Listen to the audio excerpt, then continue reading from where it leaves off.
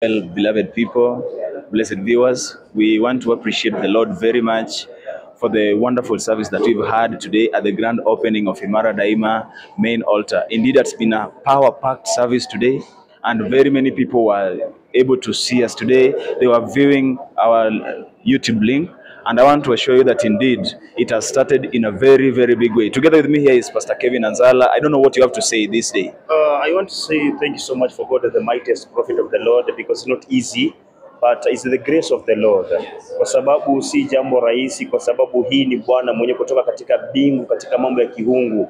Na unapotazama Bwana, kumbe litazama hapa hii maeneo, na sisi kama wanadamu tulikuwa tunajua, na sasa leo hii ndio imekuwa rasmi, kumezinduliwa kwa madhabahu Imara Daima. Na sisi sote tunasema kwamba tunasimama imara na Yesu. Ndio. Imara daima, tunasimama imara na Yesu. Na jambo moja ambalo limejitokeza hapa leo hii ni kwamba katika njia hii ya wokovu lazima tusimame kidete na tusimame kwa njia imara kabisa. Kwa sababu gani?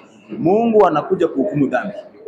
Na jinsi vile tumesomewa leo na mhubiri wa siku ya leo ambaye alikuwa ni Reverend Amos Wandera, unaweza ona wale ambao atawahukumu.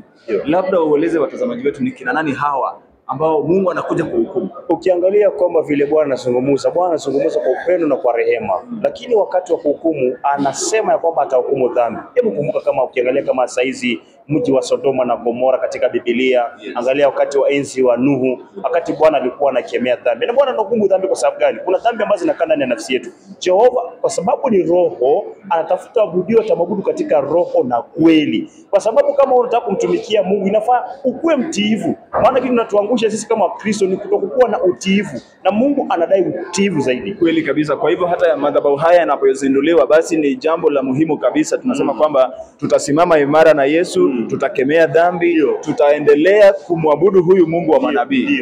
Na hadi hapo tunawakaribisha sana Jumapili ijayo katika ibada ya Jumapili. Yeyote yule ambaye anataka kutufikia anaweza pigia naibu askofu mkuu Martin Magati kupitia nambari yake ya simu 0714175252. Welcome aboard, welcome all. Thank you very much. God bless you. Amen.